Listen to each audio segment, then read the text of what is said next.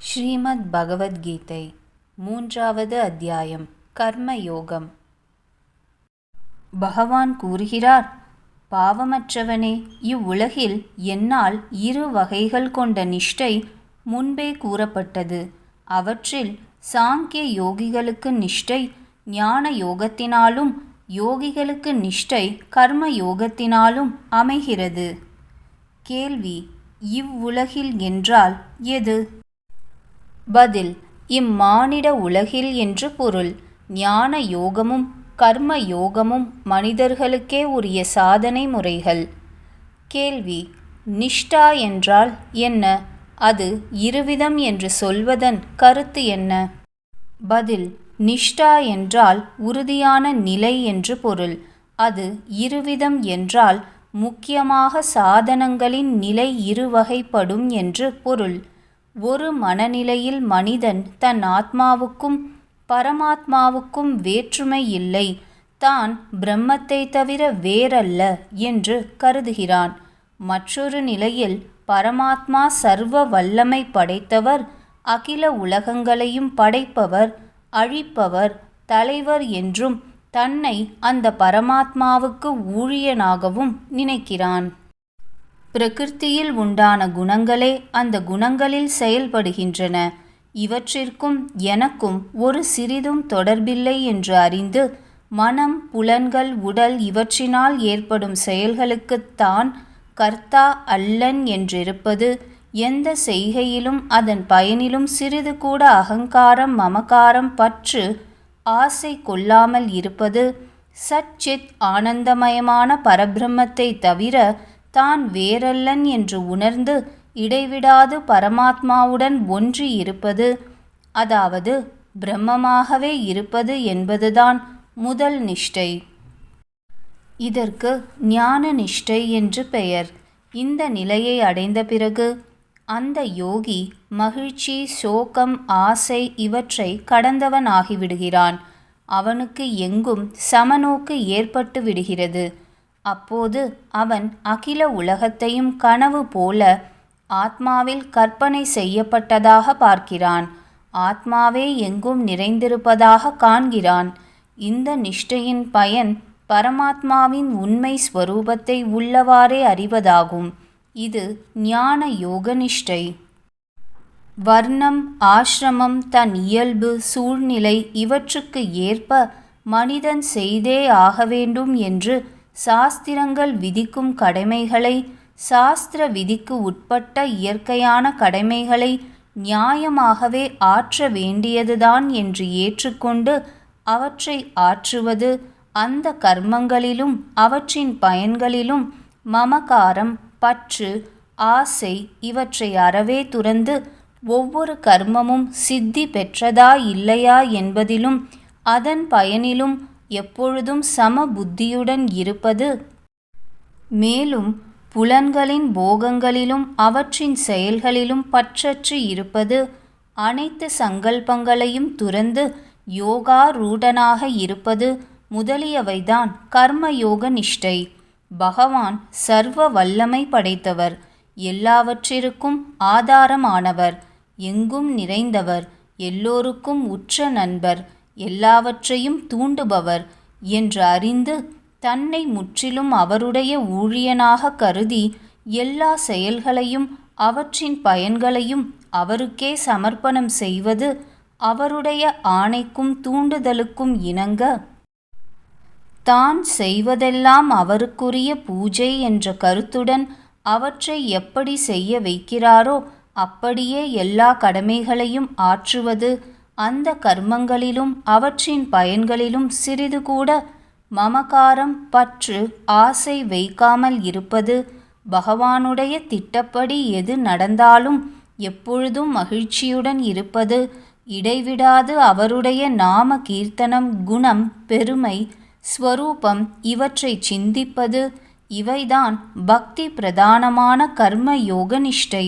மேற்கூறிய கர்மயோகத்தில் நிஷ்டை பெற்றவனுக்கு விருப்பு வெறுப்புகள், காம குரோதங்கள் முதலிய குற்றங்கள் அகன்று எங்குமே சமபுத்தி ஏற்பட்டுவிடும். ஏனெனில் எல்லோர் உள்ளத்திலும் தன் சுவாமி அமர்ந்திருக்கிறார் என்று காண்கிறான். அகில உலகையும் பகவானுடைய ஸ்வரூபமாகவே அறிவான். பகவானை அடைவதுதான் இந்த நிஷ்டையின் பயன்.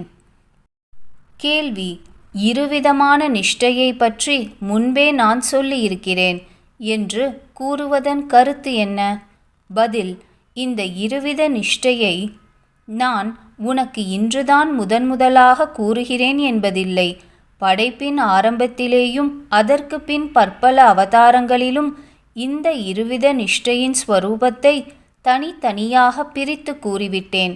அதுபோல உனக்கும் இரண்டற்ற ஆத்மாவின் ஸ்வரூபத்தை இப்பொழுதுதான் விளக்கினேன். சாங்கிய யோக ரீதியில் நீ யுத்தம் செய்ய வேண்டியதுதான் என்று கூறினேன். மேலும் யோக விஷயமான புத்தியை எடுத்து சொல்கிறேன் என்று ஆரம்பித்து 40 முதல் 53வது ஸ்லோகங்கள் வரை கர்ம யோகத்தையும் அதன் பயனையும் வர்ணித்து இந்த யோகத்தில் நிலை பெற்று யுத்தம் முதலிய கடமைகளை ஆற்ற வேண்டும் என்று கூறினேன். இந்த இரண்டையும் பிரித்து காட்டுவதற்கு 39வது ஸ்லோகத்தில் இதற்கு முன்னால் சாங்கிய விஷயமாக உபதேசம் செய்தேன், இனி யோக விஷயமான உபதேசம் செய்வேன் என்று தெளிவாக கூறியிருக்கிறேன். ஆகவே என் வார்த்தைகளில் குழப்பம் ஒன்றும் இல்லை என்று கூறுகிறார். கேள்வி: அனகா என்று அழைப்பதன் பொருள் என்ன? பதில்: பாவமற்றவன் என்றால் அனகன். அர்ஜுனனை அனகா என்று பகவான் அழைக்கிறார். பாவம் உள்ளவன் எந்த நிஷ்டைக்கும் தகுதியற்றவன். நீயோ பாவமற்றவன். ஆகவே நீ எளிதாக இந்த நிஷ்டைகளை அடைந்து விடலாம். இதற்காகத்தான் நான் உனக்கு இவற்றை கூறுகிறேன் என்று பொருள். கேள்வி: சாங்கிய யோகிகளுடைய நிஷ்டை ஞான யோகத்தினாலும் யோகிகளுடைய நிஷ்டை கர்ம யோகத்தினாலும் அமைவதாக சொல்வதன் கருத்து என்ன? பதில்: இந்த இருவிதமான நிஷ்டைகளில் சாங்கிய யோகிகளுக்கு ஏற்படக்கூடிய நிஷ்டை ஞான யோக பயிற்சியினால் உடலில் தான் என்ற அபிமானத்தை துறந்த பிறகுதான் ஏற்படும். கர்ம யோக சாதனைகளை புரிந்து கொண்டிருக்கும் போதே கர்மங்களிலும் அவற்றின் பயன்களிலும் மமகாரம், பற்று, ஆசை இவற்றை துறந்து வெற்றி தோல்விகளில் சமபாவனை வந்த பிறகு கர்ம யோகிக்கு நிஷ்டை அமையும். மேலே சொன்ன இந்த 2 விதமான நிஷ்டைகளுக்கும் தகுதி முன்பதிவான சம்ஸ்காரங்கள், ஸ்ரத்தை, ருச்சி இவற்றுக்கு ஏற்ப தனித்தனியாக அமையும். இவை இரண்டும் ஒன்றுக்கொன்று தொடர்பற்றவை. கேள்வி: ஞானயோகம் கர்மயோகம் என்ற 2 சாதனைகளையும் ஒருங்கே செய்கிறவனுக்கு எந்த நிஷ்டை சித்திக்கும்? பதில்: இவை இரண்டும் ஒன்றுக்கொன்று மாறானவை.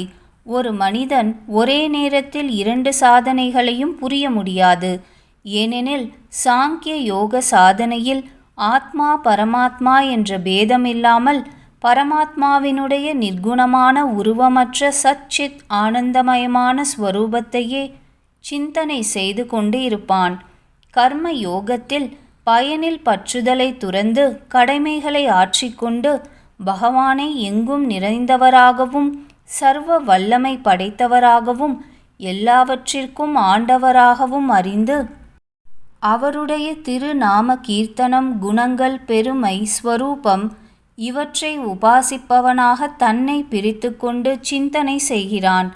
ஆகவே இரண்டையும் ஒரே நேரத்தில் கடைபிடிக்க இயலாது என்பதை அறிந்து கொள்ள வேண்டும். பொருத்தம்: முன் ஸ்லோகத்தில் சாங்கிய நிஷ்டை ஞான யோகத்தினால் சாதிக்கப்படும், யோக நிஷ்டை கர்ம யோகத்தினால் சாதிக்கப்படும் என்று கூறினார். அதை வலியுறுத்துவதற்காக கடமைகளை சிறிதும் ஆற்றாமல் தியாகம் செய்வது எந்த நிஷ்டைக்கும் உதவாது என்று மேலே பகவான் கூறப்போகிறார்.